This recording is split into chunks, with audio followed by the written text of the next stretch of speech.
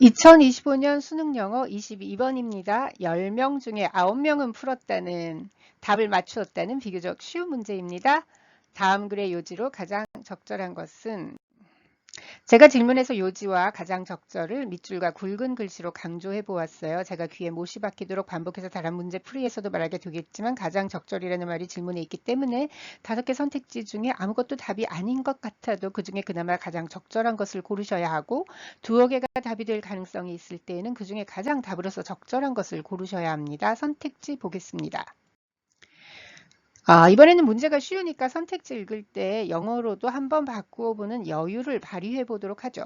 1번 집단 구성원 간 갈등 해소를 위해 감정 조절이 중요하다. 우리가 알고 있는 영어를 총동원해서 한번 바꿔봐요. It is important to control or regulate feelings or emotions in order to resolve conflicts among group members or in a group. 이런 식으로 해볼 수 있겠죠. 집단 갈등 해소, 감정 조절, 밑줄. 내용만 보면 고개가 끄덕여지네요. 지문의 요지인지는 아직 모르겠지만요. 그럼 2번 읽어볼까요? 감정 이해 능력은 집단 내 원활한 소통과 협력을 촉진한다.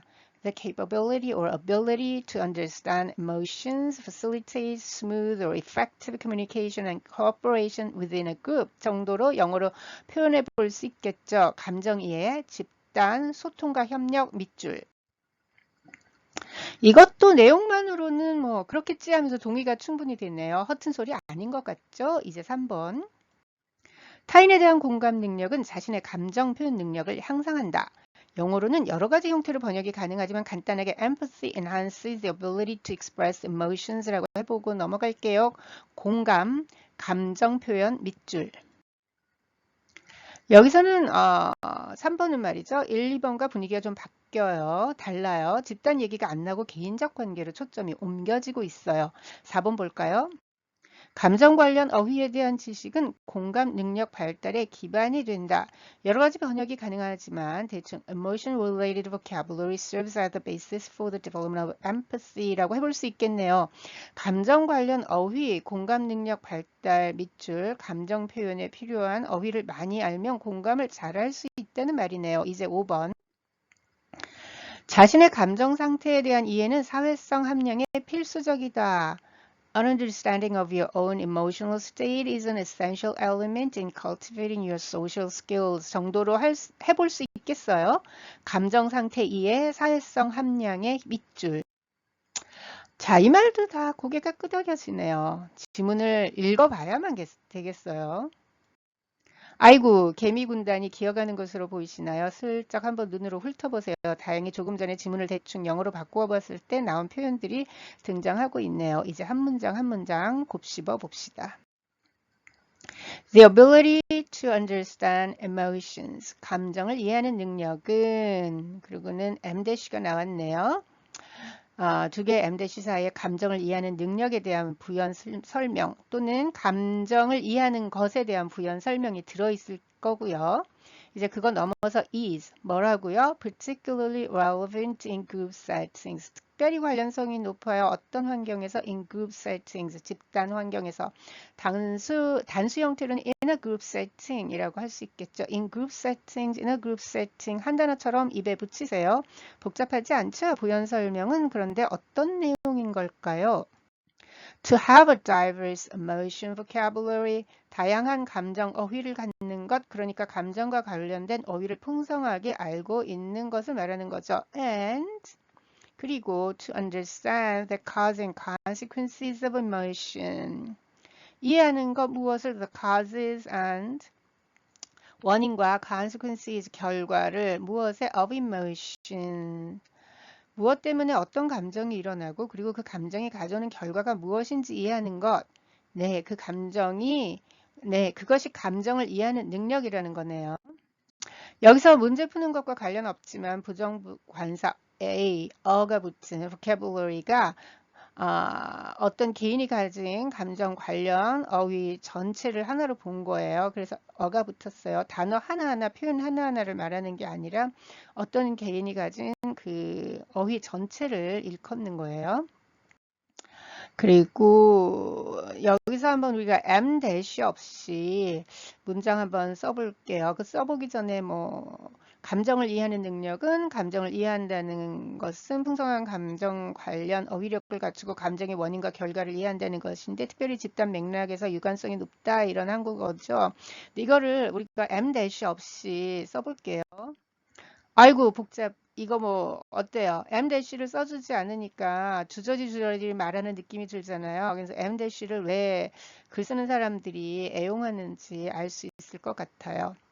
아무튼 이 문장은 감정 이해 능력은 감정 관련 어휘력, 감정의 원인과 결과 이해와 관련 있고 집단 맥락에서 중요하다라는 말을 하고 있어요. 다음 문장.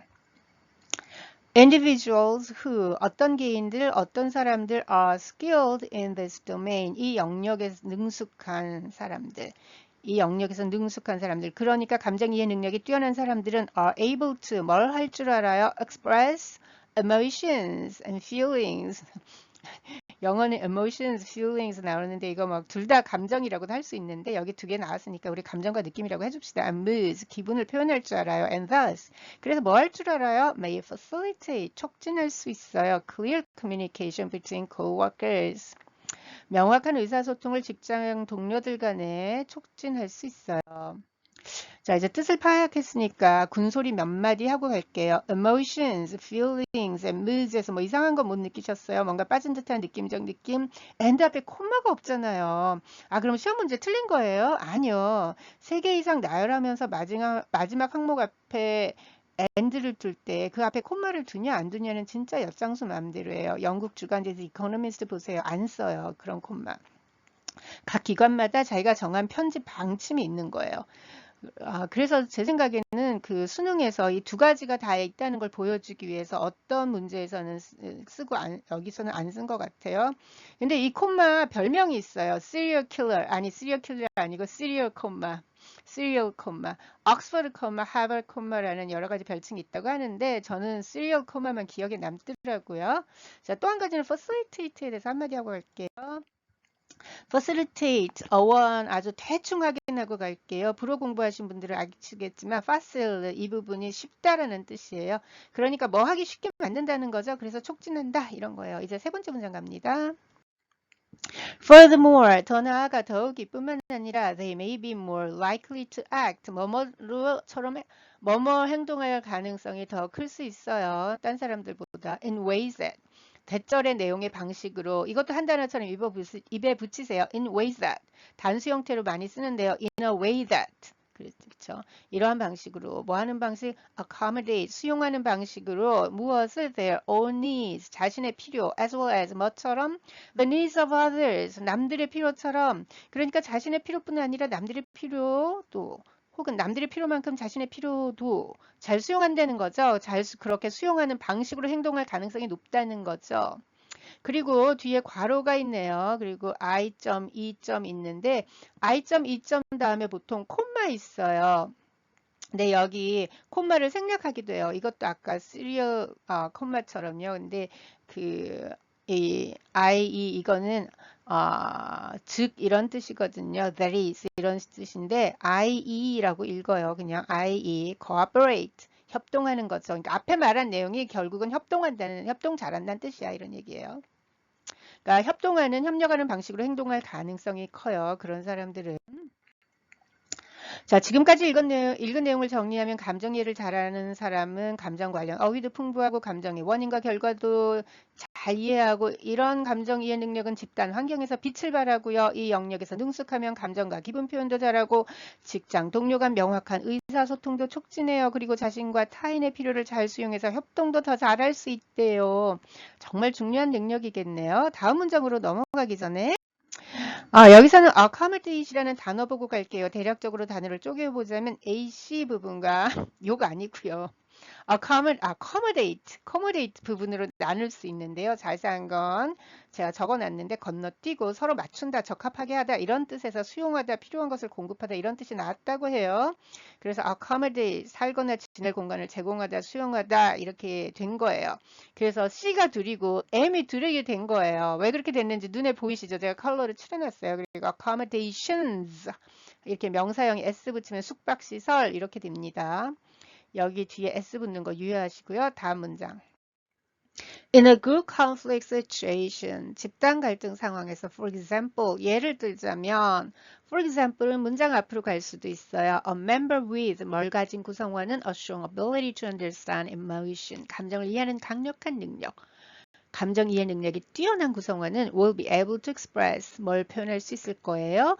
How he feels about the problem and 자신이 문제에 대해서 어떻게 느끼는지 그리고 why he feels this way, 왜 그런 식으로 느끼는지를 표현할 수 있을 거라는 거군요. 지금까지 읽은 내용을 정리하자면 감정 이해를 잘하는 사람은 감정 관련 어휘도 풍부하고 감정의 원인과 결과도 이해를 잘하고 이런 감정 이해 능력은 집단 환경에서 빛을 발하고 이 영역에서 능숙하면 감정과 기분 표현도 잘하고 직장 동료 간 명확한 의사소통도 촉진해요. 그리고 자신과 타인의 필요를 잘 수용해서 협동도 더 잘할 수 있고 집단 내 갈등 상황에서 감정 이해 능력이 뛰어난 구성원은 자신이 문제에 대해 어떻게 느끼는지 왜 그렇게 느끼는지 잘 표현할 수 있다는군요.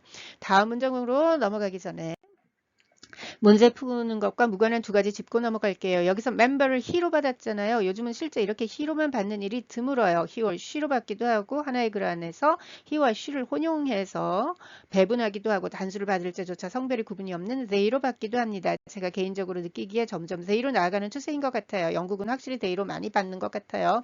그것도 아주 오래전부터요.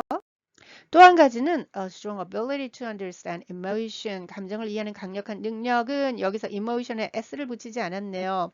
emotion을 불가산 명사 취급을 하고 있네요. 앞에서 emotions라고 했던 적이 있었죠. 그럴 때는 각종 다양한 감정들을 한꺼번에 지칭하는 것이었어요. 각종 다양한 감정 각각을 가산 명사 취급을 했던 것이고요. 이런 식으로 명사가 가산과 불가산을 오가는 것은 emotion에 국한된 것이 아니에요. 앞으로 많이 만나게 될 거예요. 그러니 영어를 공부할 때 너무 경직된 자세는 갖지 마세요. 다음 문장. He, 그런 구성원은 also should be able to, 또 뭘 할 수 있어요.